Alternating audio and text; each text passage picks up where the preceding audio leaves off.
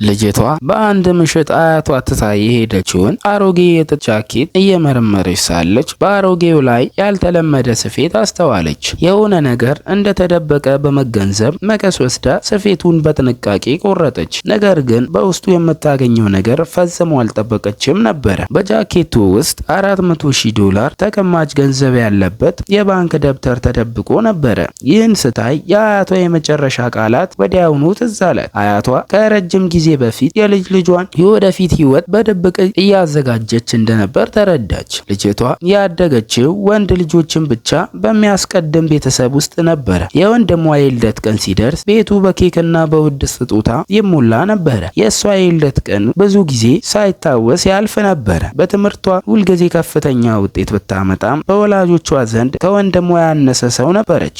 አንድ ቀን በፊዚክስ ውድድር ለመሳተፍ ፈለገች። ነገር ግን $800 እንደሚያስፈልጋት ሲነገር እናቷ ወዲያውኑ እምቢ አለች። ሴት ልጅ ነሽ፣ ነገ ከቤት ትወጫለሽ፣ በአንቺ ላይ ገንዘብ ማውጣት ፋይዳ የለውም ብላ አስቀረቻት። ነገር ግን በዚያው ቀን ወንድሟ ለጉዞ $1,000 ሲጠየቅ ያለምንም ማመንታት ሰጡት። በዚህ ቤተሰብ ውስጥ በእውነት የምትወዳት ብቸኛዋ ሰው አያቷ ብቻ እንደነበረች ተረዳች። አያቷ የጡረታ ገንዘቧን በተቀበለች ቁጥር ምንም ያህል ብትታመም ወይም የአየር ሁኔታ ቢከፋም ወደ ባንክ በመሄድ ገንዘብ ስታስቀምጥ ነበረ። የምትቆጥበውም ለራሷ አልነበረም። ከሞተች በኋላ የልጅ ልጇ የምትመካበት መሰረት እንዲኖራት ነበር። ይህን ለ18 ዓመታት ቀጠለች። በኋላ ግን በጠና ታመመች። ከመሞቷ በፊትም የአሮጌ ልብሶቿን እንድትጠብቅ ደጋግማ አሳሰበቻት። ከቀብሯ በኋላ ግን ቤተሰቡ ሀዘኑን ከማሳየት ይልቅ ውርሱን ለመካፈል ተጣደፈ። ወንድሟ ቤቱን፣ መኪናውን እና $5 ሚሊዮን ቁጠባ ወሰደ።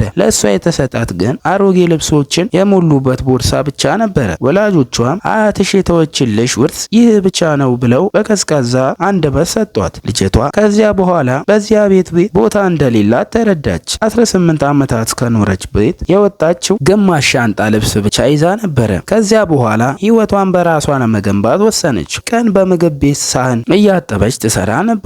ማታ ደግሞ በሻይ ቤት ተጨማሪ ስራ ትሰራ ነበረ። የሚቀራትን ጊዜ ደግሞ ለአዋቂዎች የትምህርት ፈተና በማንበብ ታሳልፍ ነበረ። ነገር ግን የክራይ ክፍሏ በጣም ቀዝቃዛ ስለነበር ስለዚህ አያቷ ትታ የሄደችውን አሮጌ የጥጥ ጃኬት ለበሰች። በዚያ ጊዜ ነበረ በእጅጌ ውስጥ የተደበቀውን የባንክ ደብተር ያገኘችው። የባንክ መዝገቡን ስትመለከት የመጀመሪያው ተቀማጭ ገንዘብ እሷ በተወለደችበት ዓመት መግባቱን አየች።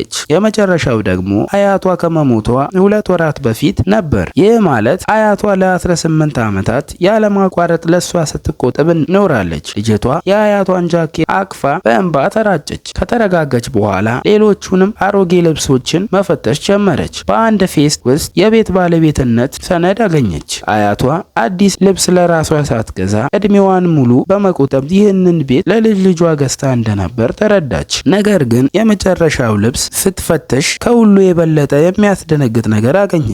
በውስጡ በጥንቃቄ የተደበቀ ደብዳቤ ነበረ። ደብዳቤ ውስጥ የተጻፈው ሚስጥር ግን ሕይወቷን ለዘላለም ሊቀይረው ነበር።